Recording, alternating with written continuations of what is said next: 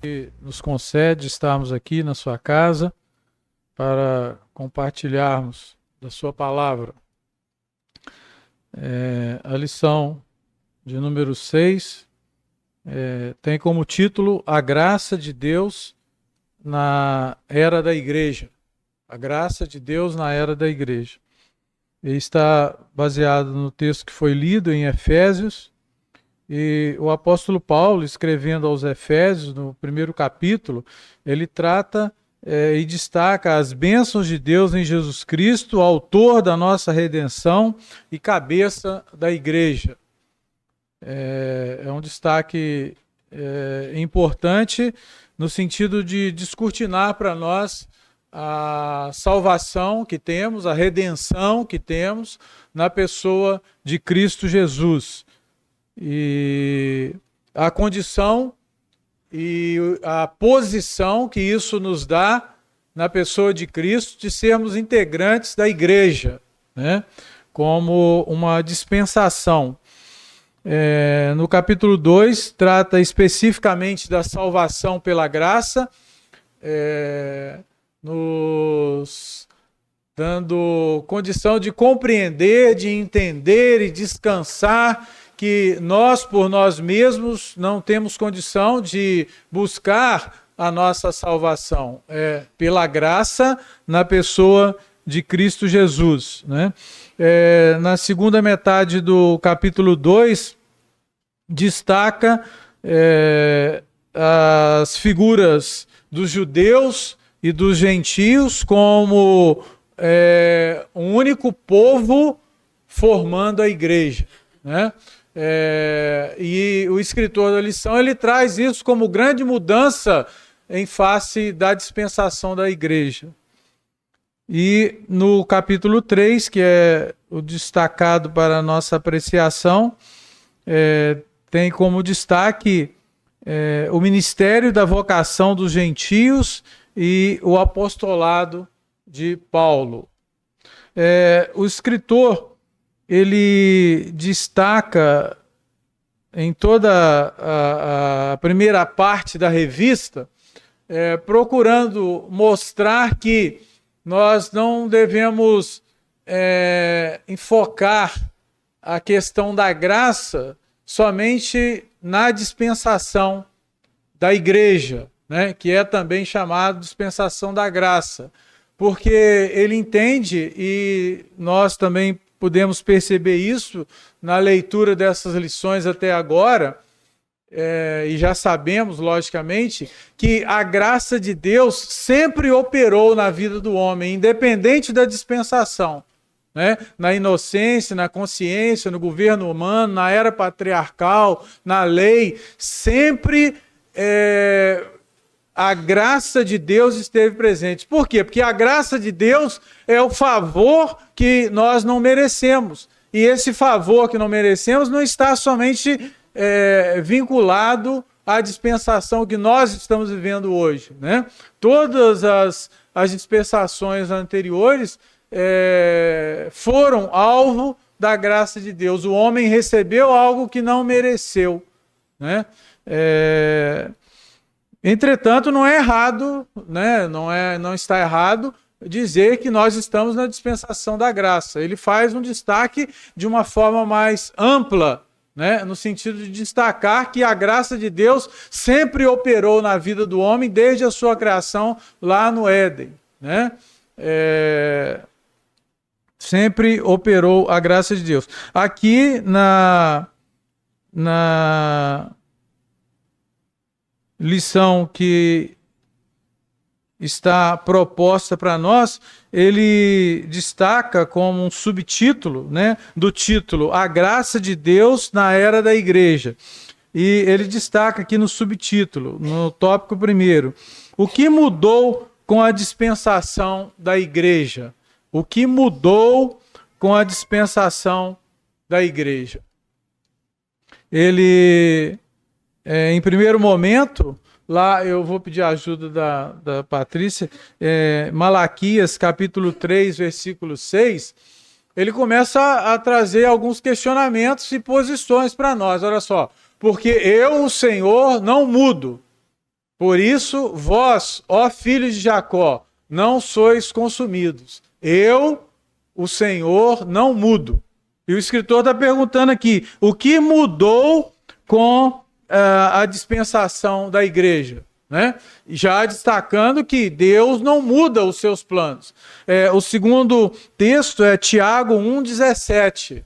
Tiago 1,17, estabelecendo a mesma verdade. Olha, toda boa dádiva e todo dom perfeito vem do alto, descendo do Pai das luzes, em que não há mudança, nem sombra de variação. Então, a pergunta aqui do escritor é com o objetivo de aguçar o nosso pensamento, o nosso conhecimento e a firmeza da nossa fé. O nosso Deus não muda, né? Embora nós compreendemos a sua trajetória, o seu plano em diversas etapas, né, que nós chamamos de dispensação, ele sempre tratou como Deus com o homem em todas as dispensações. Muito bem. A sua salvação sempre foi pelo seu amor gracioso e imutável. Por amor que os homens são salvos. Pela imutabilidade de Deus que nós conhecemos o seu plano e aceitamos essa verdade. Deus não muda. Embora nós estamos vivendo em um momento da história da humanidade que até Deus tem sido questionado pelas pessoas, né? Tentando demonstrar sombra de variação em relação à sua pessoa e à sua divindade. Mas nós estamos firmados na palavra de Deus, creio eu, e o fato de estarmos firmados na palavra de Deus como uma regra de fé e de prática para nós é uma demonstração de que sabemos que ele é imutável.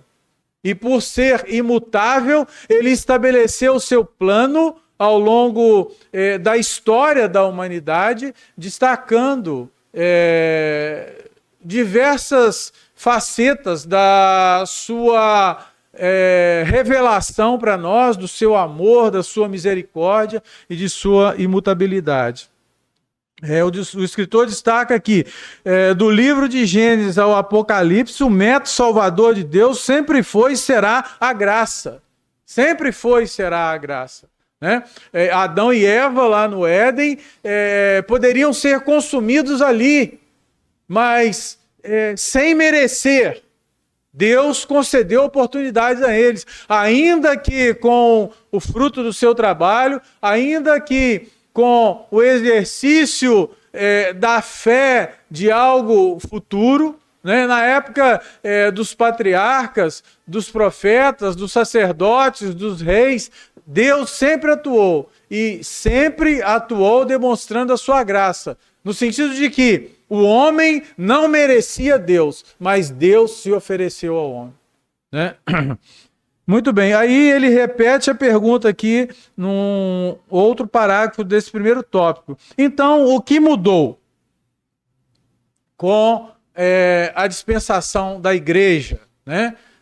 Com a dispensação da graça? Mudou foi o tratamento de Deus em relação aos judeus, né? Porque até aqui os judeus eram tratados de forma diferenciada, como a menina dos olhos de Deus, como o povo de Deus, né? Aquele povo que Deus criou para o louvor da sua glória e, na realidade, desprezou toda a graça de Deus. E na pessoa de Cristo Jesus, então, houve a grande mudança. E qual é essa grande mudança? a salvação de todos os homens que aceitarem pela fé na pessoa de Cristo Jesus, né? Trazendo assim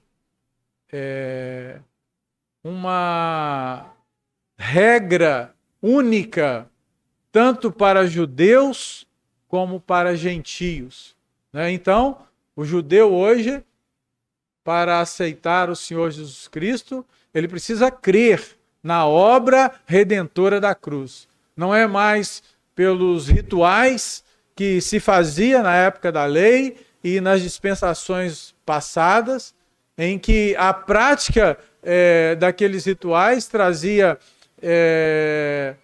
um aspecto salvífico para a vida do judeu. Agora não. Está concentrado na pessoa de Cristo Jesus, a salvação de todos os homens que vivem nesse mundo, independente de ser judeu, independente de ser gentio. Para receber a salvação, precisa compreender o plano do Senhor na cruz do Calvário. E ele destaca aqui no versículo 6 do texto de Efésios 3 o seguinte: a saber, que os gentios são co-herdeiros e de um mesmo corpo e participantes da promessa em Cristo pelo Evangelho. Tanto judeus como gentios dependemos de Cristo para a salvação, né? Estamos firmados nisso. No capítulo 2 de Efésios, versículo 14, nós lemos assim, 14 e 15, porque ele é a nossa paz, o qual de ambos os povos fez um, judeus e gentios, fez um, e derribando a parede de separação que estava no meio, na sua carne, desfez a inimizade, isto é, a lei dos mandamentos que consistia em ordenanças, para criar em si mesmo dos dois um novo homem, fazendo a paz, né? Então está bastante claro aí para nós que, independente da raça, da cor, se é judeu, se é gentio, todos nós, para sermos salvos, precisamos da cruz de Cristo Jesus, da obra salvífica da cruz do Calvário.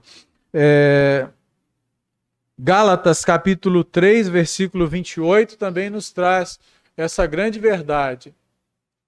Nisto não há judeu nem grego. Olha só. Não há servo nem livre. Não há macho nem fêmea. Porque todos vós sois um em Cristo, né? Estamos firmados nisso. Colossenses capítulo 3, versículo 11. Onde não há grego nem judeu, circuncisão nem incircuncisão, bárbaro, cita, servo ou livre, mas Cristo é tudo em todos. Então, irmãos, não tem outra alternativa para o homem no que diz respeito à salvação, a não ser pela pessoa de Cristo, que como cabeça forma esse corpo único com a igreja, como forma segura de estabelecer a sua graça para todos os homens. Muito bem. No segundo tópico da lição, tem como subtítulo: uma dispensação de grandes responsabilidades. E agora começa. Você é salvo por Cristo Jesus? Nós somos salvos por Cristo Jesus? Então, precisamos compreender, precisamos entender, precisamos estar firmado que isso não pode ser só da boca para fora.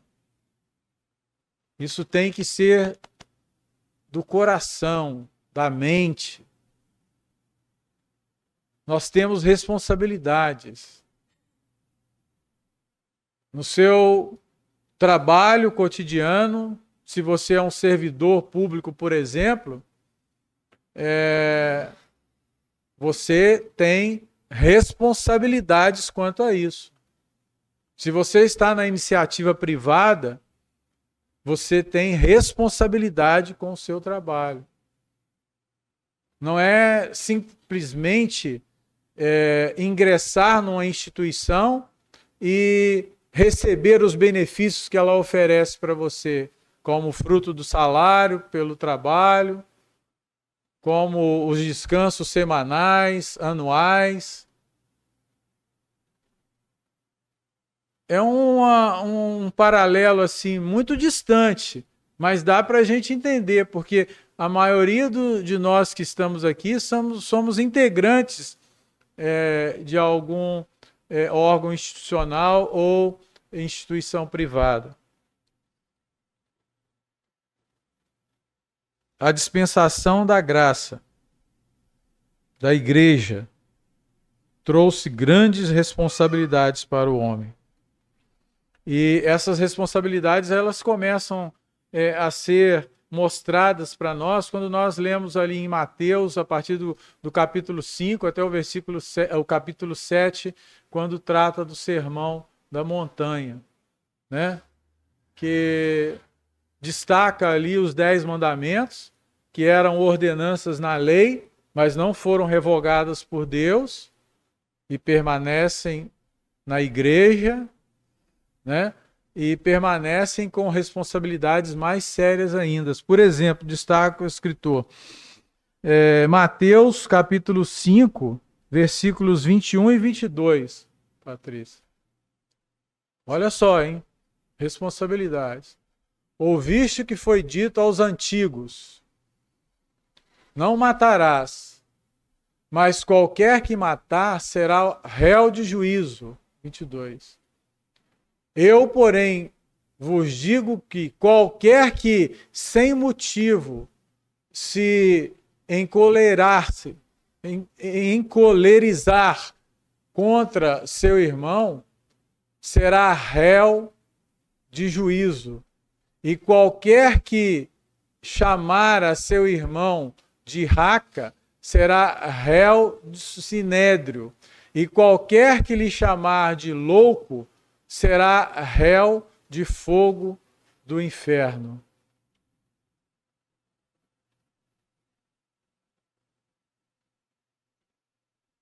É muito mais do que não matarás, não é?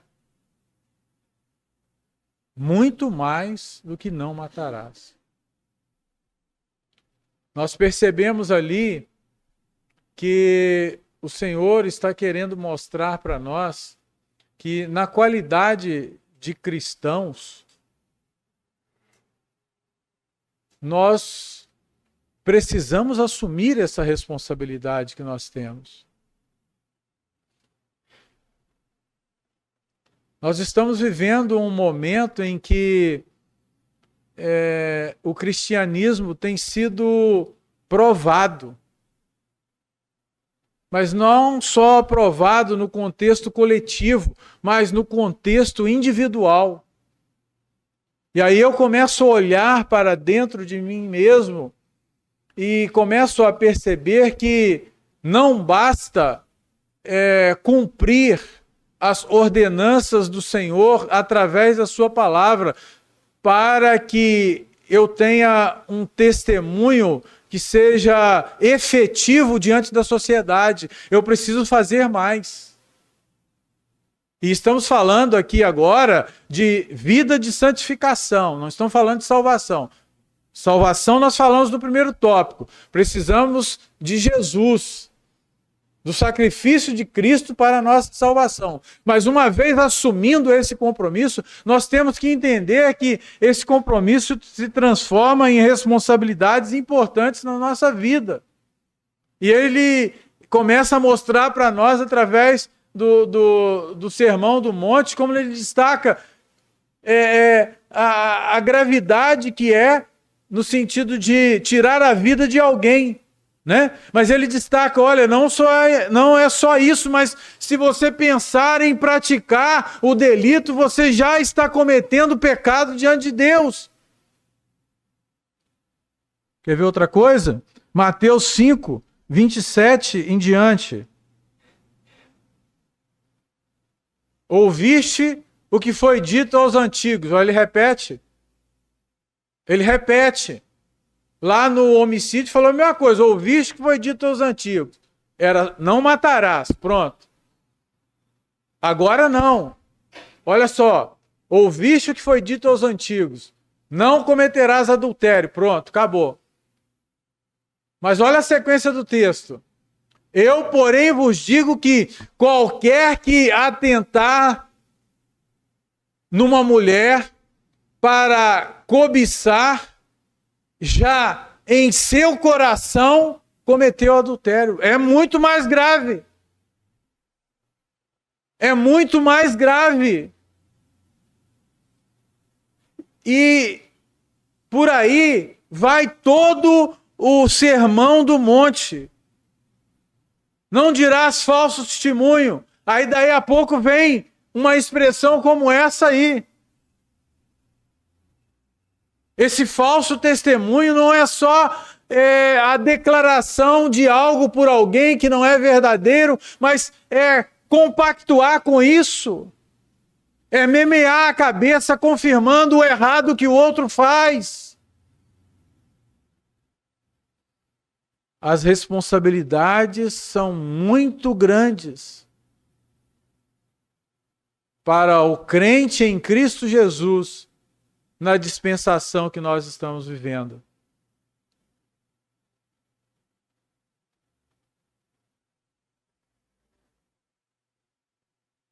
Esses são apenas alguns dos muitos exemplos que demonstram a grande responsabilidade de um crente na nova aliança.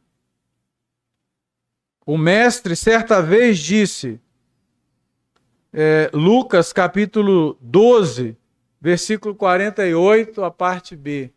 Lucas 12, 48, a parte B. E a qualquer que, olha só, hein? A qualquer que muito for dado, muito se lhe pedirá. E ao que muito se lhe confiou, muito mais lhe pedirá. O que foi dado para você e para mim? A vida. A vida. E isso é tudo.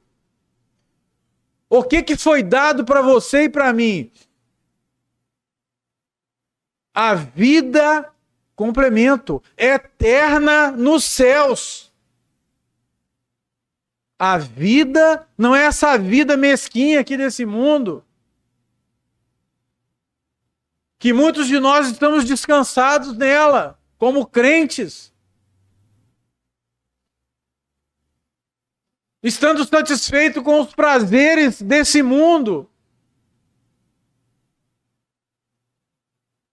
Deus, por meio de Cristo Jesus, nos concedeu a vida eterna e nos céus. E tem mais, com Ele, com Cristo, com o Deus de Pai, com o Espírito, sem pecado, sem dor, sem sofrimento, sem lágrimas.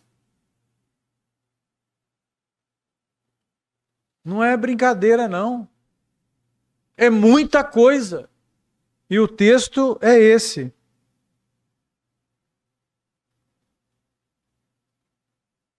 Aquele a quem muito foi dado, muito lhe será exigido. Olha só, Hebreus 2, 2-4. Porque se a palavra falada pelos anjos permaneceu firme, e toda a transgressão e desobediência recebeu a justa retribuição, como escaparemos nós se não atentarmos para uma tão grande salvação, a qual, começando a ser anunciada pelo Senhor, foi-nos depois confiada pelos que a ouviram, confirmada pelos que a ouviram, destacando a grandiosidade de nossa salvação na pessoa de Cristo.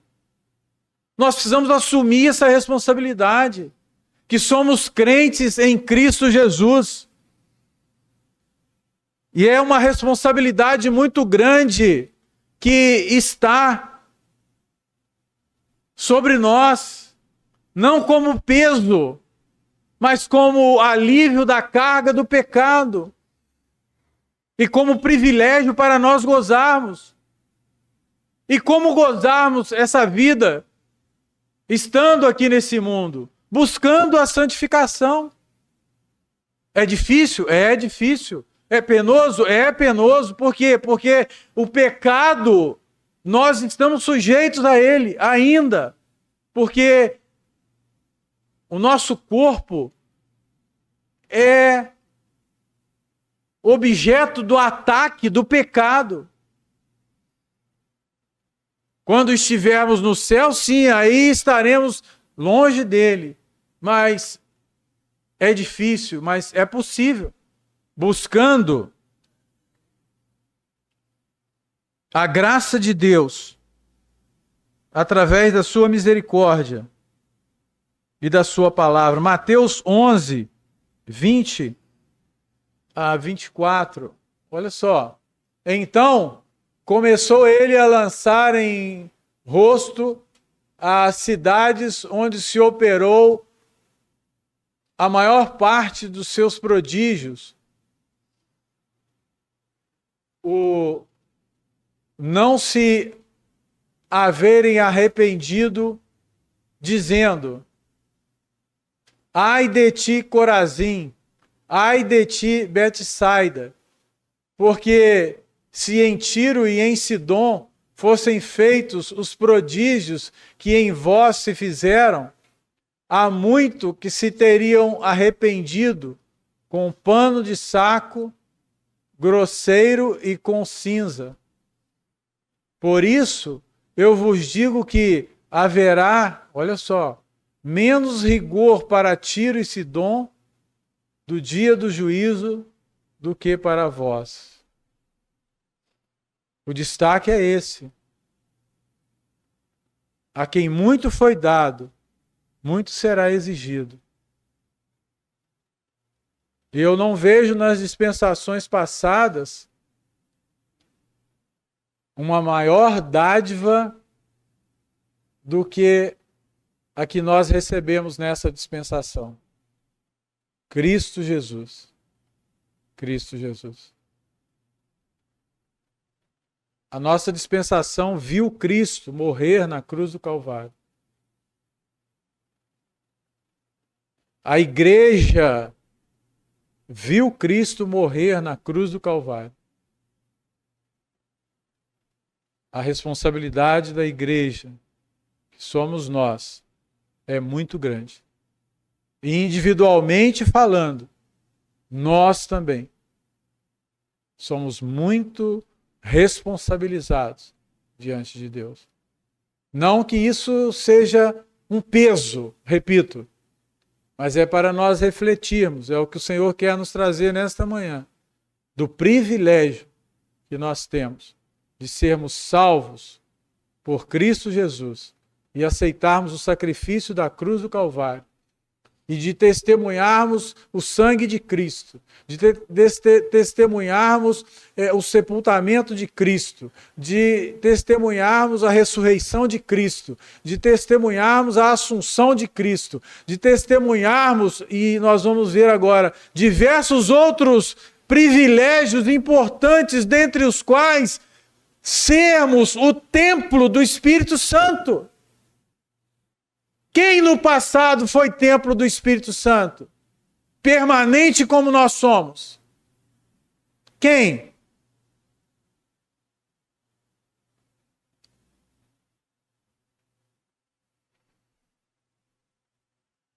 Mesmo sendo pecadores, somos chamados para fazer parte do povo santo e nos tornamos representantes de uma mensagem especial. Como declarou Paulo, falamos a sabedoria de Deus em mistério, outrora oculta, a qual Deus pré-ordenou desde a eternidade para a nossa glória. Nós falamos da sabedoria de Deus. Olha que coisa extraordinária.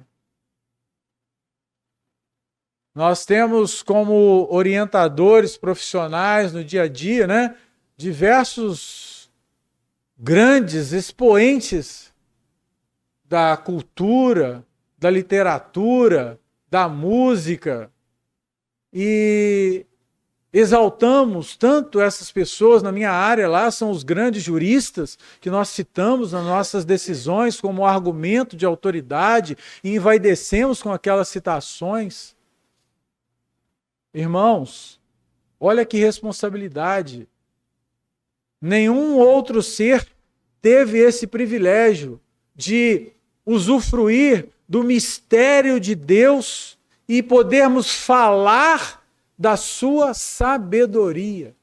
Você conhece a sabedoria de Deus? Então, nós conhecemos através de Cristo e somos convidados não a falar da sabedoria dos homens, desde Salomão até os mais sábios desse mundo, mas nós somos convidados, como cristãos e integrantes da igreja, a falarmos da sabedoria do próprio Deus. É o que o apóstolo Paulo disse aqui, ó. Falamos da sabedoria de Deus em mistério, outrora oculta, a qual Deus pré-ordenou desde a eternidade para a nossa glória. Deus nos revelou a sua sabedoria, em primeiro lugar, pelo Espírito. 1 Coríntios, capítulo 2, versículo 7. Olha que coisa extraordinária. Mas falamos a sabedoria de Deus, oculta em mistério, a qual Deus ordenou antes dos séculos para a nossa glória. É o texto que nós lemos. Ele continua. Mateus capítulo 5, versículo 13 e 14. Olha o que nós somos. Vós sois sal da terra. E se o sal for insípido, com que se há de salgar? Para nada mais presta, senão para se lançar fora e ser pisado pelos homens. Olha que responsabilidade. Sermos sal da terra. Levar o tempero de Deus, o tempero da salvação nas nossas vidas, ao ponto de concedermos ou oferecermos essa pessoa, ou todas as pessoas, ou aquelas que estão a nosso alcance, a grandiosidade desse privilégio e poder salgar a vida delas também, que estão mortas, porque o sal tem poder de preservar a vida, além de salgar. Quantas pessoas mortas, vivas, que nós estamos vendo aí, e estão ao nosso redor, estão dentro da nossa casa, estão no nosso local de trabalho. São pessoas mortas, que nós ouvimos dos seus lábios a podridão da morte, não que elas falem coisa errada, mas são pessoas sem esperança. E nós somos o sal, que estamos do lado dela, para lançar esperança. Responsabilidade nossa. Responsabilidade nossa. Versículo Oi? Trazer tempero, também trazer sede, dar sede, né? Sede da água. Sim. É isso. Exatamente. Olha que exemplo extraordinário de algo que nós conhecemos no nosso dia a dia e que é representado na vida de cada um de nós. Podemos salgar, podemos temperar, podemos dar mais condição de vida. O sal é possível em todos esses aspectos, como foi lembrado pelo irmão também. Então, irmãos, é importante demais essa responsabilidade que nós temos diante de Deus como integrantes da igreja. Nenhum outro ente criado teve essa obrigação, essa responsabilidade. Outra responsabilidade. Nós lemos Mateus 5, 13 e 14, não é isso? Vamos ler agora 2 Coríntios 5, 20. Olha só que importância. Olha só. De sorte que somos embaixadores da parte de Cristo, como se Deus por nós rogasse. Rogamo-vos, pois, da parte de Cristo, que vos reconcilieis com Deus. Somos embaixadores da parte de Cristo. Nós estamos vendo todos os dias aí, em face desses conflitos, né? A figura do embaixador, do premier, da autoridade constituída de cada um dos países e das organizações, ainda que no âmbito de esquerda, ainda que terrorista, mas tem o seu embaixador, tem o seu governante. Olha só, assim como o diabo tem. Assim como o diabo tem, nós somos chamados de embaixadores da parte de Cristo. E mais ainda, nós não fomos colocados nesse cargo sem saber o que fazer, sem aptidão, sem conhecimento, não. Olha só, como se Deus por nós rogasse. Nós temos Deus como norte, como controlador, como incentivador, como sustentador das nossas vidas na qualidade de cristãos. Embaixador, que responsabilidade.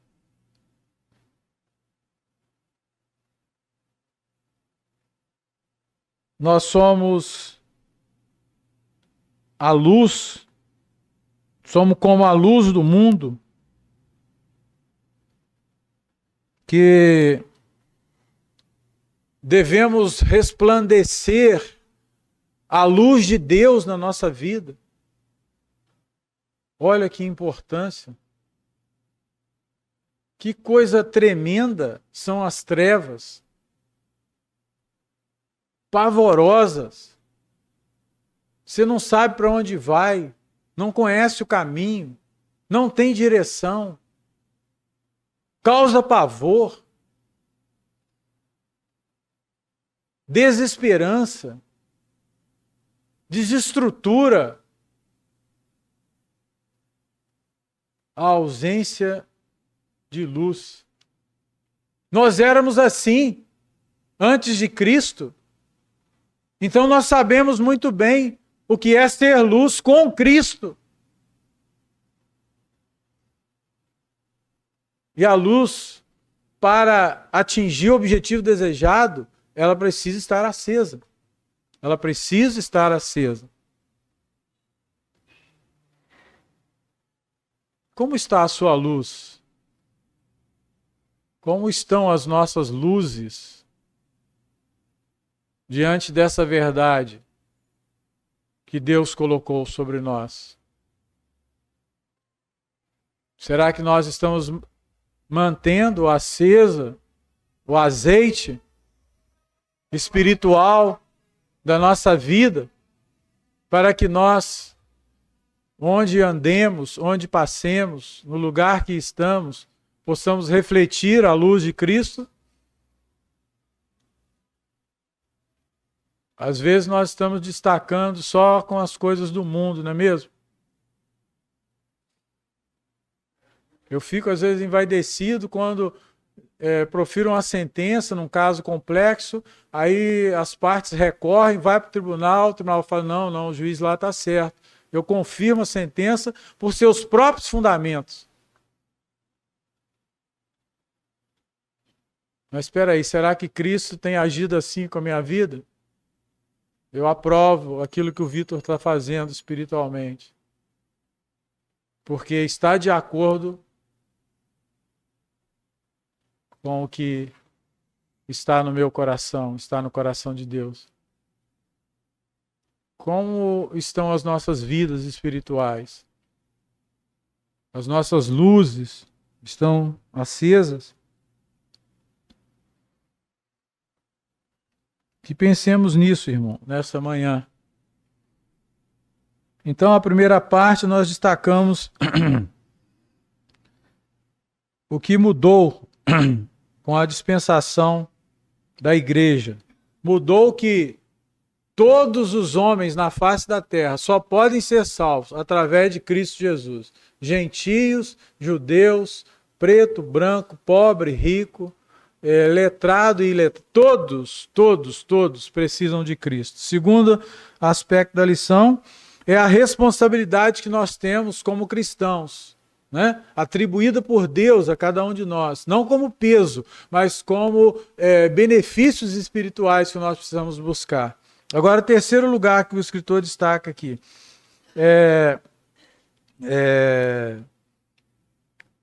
uma dispensação com benefícios inéditos e também com penalidades.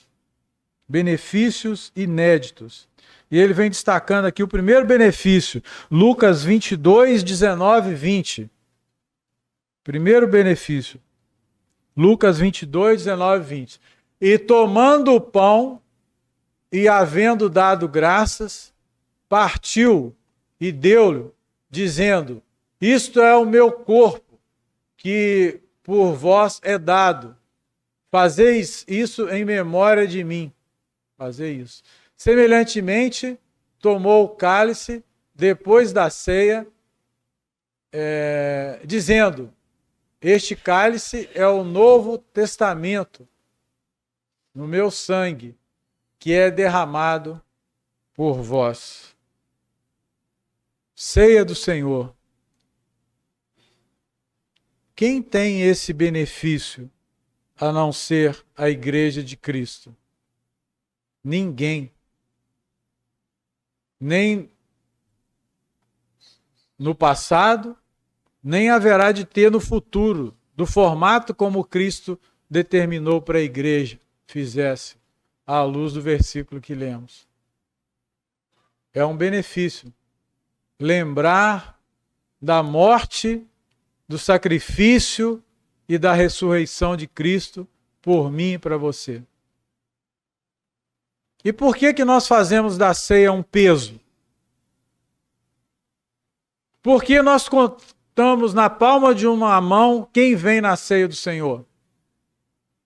Não é que nós estamos aqui para contar quem vem e quem não vem. Cada um tem a sua responsabilidade. E a palavra de Deus é clara nesse sentido. Podendo vir, é claro. É um benefício. Você não quer esse benefício? Eu não quero esse benefício, por isso não venho?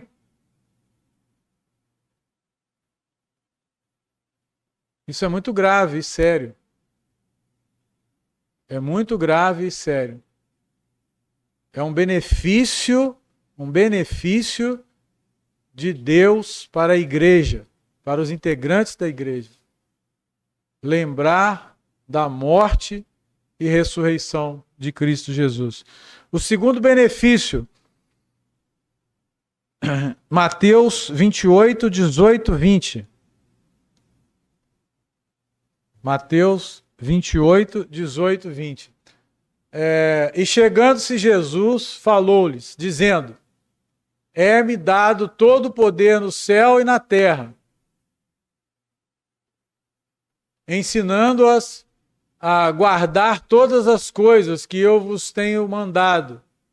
E eis que eu estou convosco todos os dias, até a consumação. Perdão, eu falei o texto certo? Eu falei. É aí mesmo.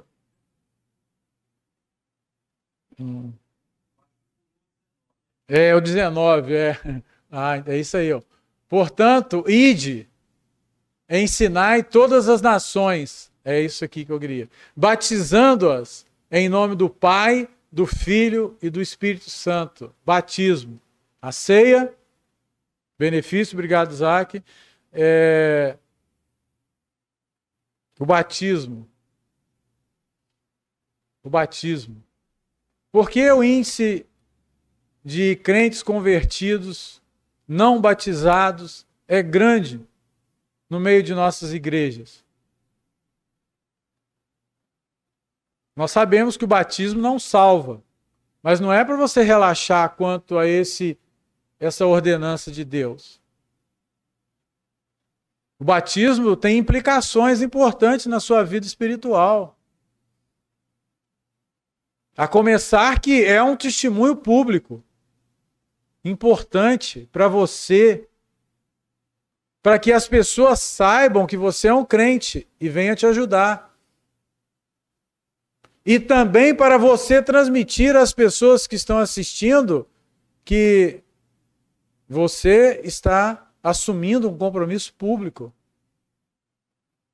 perante a igreja e a sociedade. Então, é um benefício. Por que nós não usamos desse benefício?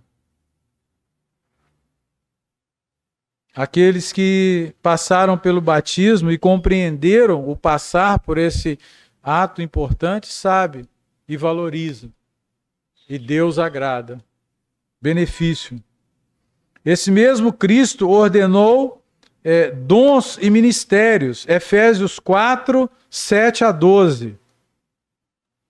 Efésios 4, 7 a 12. Olha, mais benefícios. Mas a graça foi dada a cada um de nós segundo a medida do dom de Cristo. Pelo que diz, subindo ao alto, levou cativo o cativeiro e deu dons aos homens. Dons aos homens. Nós aprendemos pela palavra de Deus que todo crente tem pelo menos um dom. E aí? Você sabe o seu dom? Nós sabemos o nosso dom ou os nossos dons? Nós estamos exercitando esse dom ou esses dons para a honra e glória do nome do Senhor? É um benefício de termos Cristo como Senhor e Salvador. Vou te continuar. Eu falei 4, 7, 8, né? 9. Ora, isto ele subiu, que é, senão que também antes tinha descido às partes mais baixas da terra. Aquele que desceu é também o mesmo que subiu acima de todos os céus, para cumprir todas as coisas. E ele mesmo deu uns para apóstolos, e outros para profetas, e outros para evangelistas, e outros para pastores e doutores, querendo o aperfeiçoamento dos santos, para que a obra do ministério para a edificação do corpo de Cristo. Diversos dons que foram falados ali. Nós sabemos que alguns dons foram específicos para o início e a formação da igreja. E não estão ativos mais, embora muitas igrejas denominacionais destacam, né, cargos como dons e coisas do gênero. Mas nós entendemos e compreendemos que alguns foram superados com o tempo. Mas o certo é que nós vemos a lista ali de alguns dons e que Todos nós que estamos aqui temos pelo menos um desses dons. E ele serve para edificação do corpo de Cristo, como está ali, nas nossas vidas. Edificação do corpo de Cristo nas nossas vidas. Serve para atentarmos para a santificação. João capítulo 14, versículo 16. Olha só que privilégio. E eu rogarei ao Pai, e ele vos dará outro consolador, para que fique convosco para sempre. Nós já tínhamos mencionado aqui, né? Não tinham citado o versículo. Outro benefício. Que benefício é esse? Sermos o templo do Espírito Santo. Nós somos o templo do Espírito Santo. E como templo do Espírito Santo, o Espírito é o nosso consolador, né? Num momento da sociedade em que as pessoas têm estado tão desesperadas, inclusive cristãos, não é mesmo? Há umas 2 semanas, uma pessoa conhecida, né, ativa na igreja, ali em Muriaé, a mulher, o esposo, os filhos, ele inclusive trabalha num cargo semelhante na nossa área, foi surpreendido com a esposa enforcada dentro do banheiro, cristã, serva de Deus.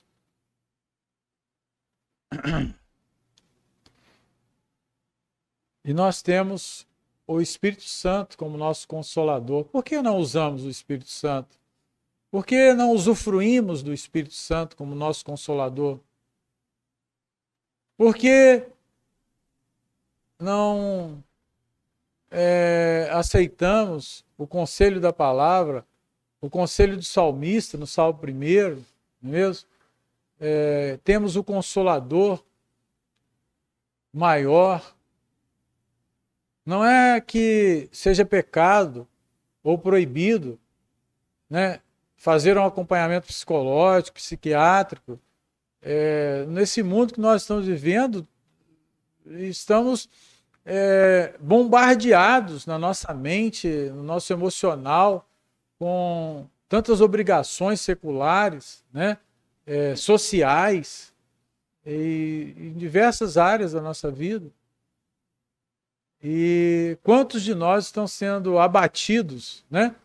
Abatidos no sentido de entristecidos na vida espiritual, esquecendo que dentro de nós mesmos tem o Espírito Santo como nosso consolador e que pode restabelecer as nossas forças, a nossa alegria, a nossa disposição, mas que isso seja para a honra e glória do nome dele, né?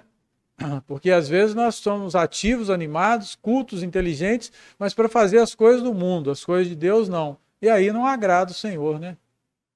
E aí não agrada o Senhor. Atos 1, de 5 a 8. Atos 1. Porque, na verdade, João batizou com água, mas vós sereis batizados com o Espírito Santo. Não muito depois desses dias. Olha aí, o batismo do Espírito Santo. É a morada dele dentro de nós, né? Confirmando o que foi dito lá em João. Aqueles, pois, que se haviam reunido, perguntaram, dizendo: Senhor, restaurarás tu neste tempo o reino de Israel, a Israel? E disse-lhes: não vos pertence saber os tempos ou as estações que o Pai estabeleceu pelo seu próprio poder. Mas recebereis, olha só, recebereis a virtude. A virtude.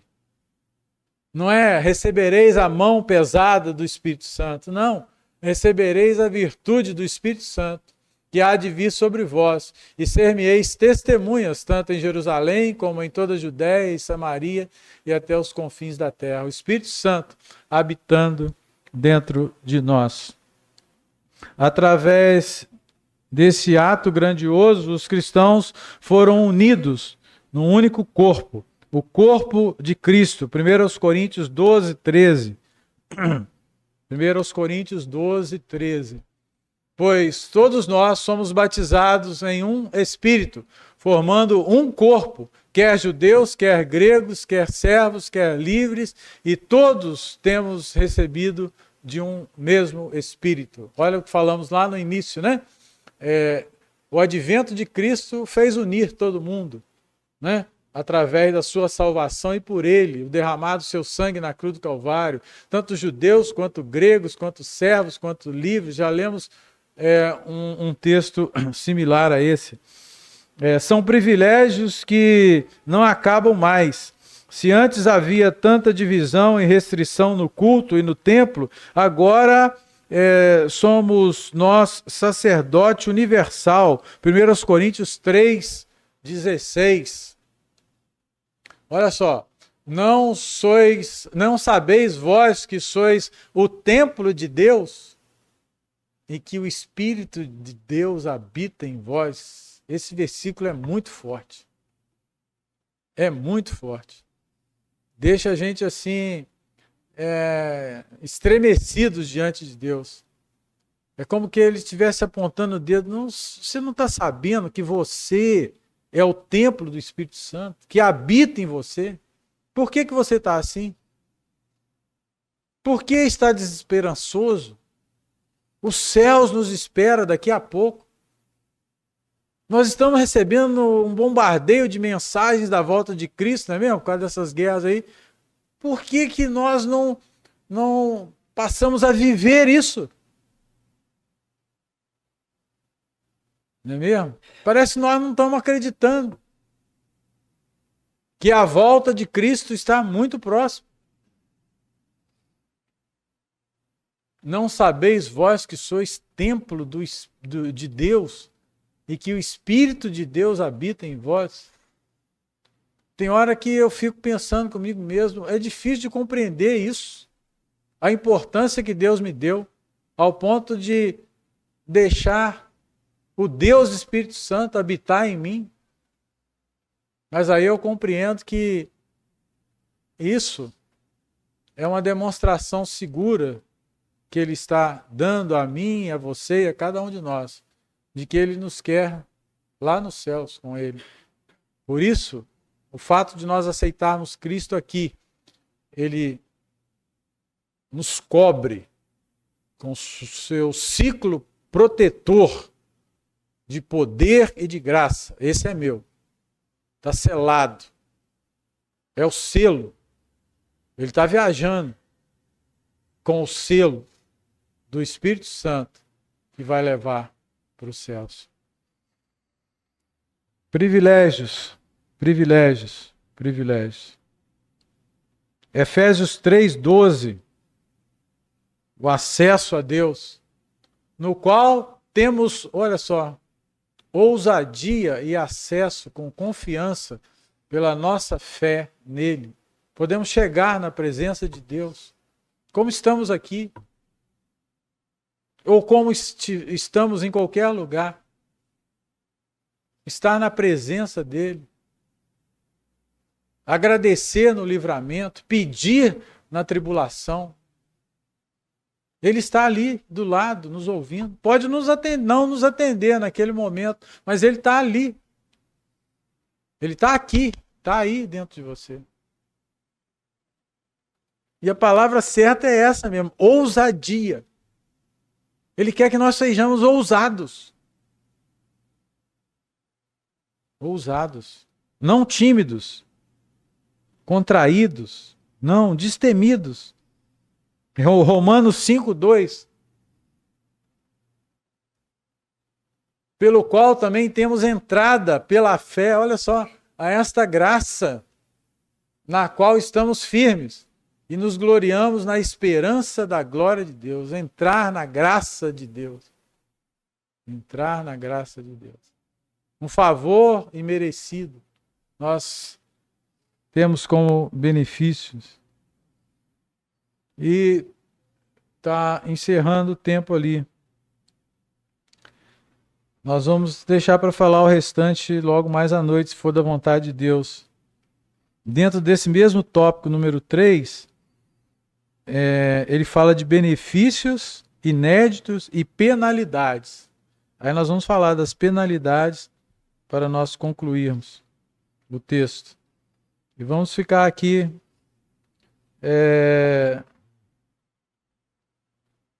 com Gálatas 3, 23 a 25, em relação aos benefícios. Gálatas 3, 23 a 25. Mas, antes que a fé viesse, estávamos guardados debaixo da lei e encerrados para aquela fé que se havia de manifestar. De maneira que a lei nos serviu de aio para nos conduzir a Cristo, para que pela fé fôssemos justificados.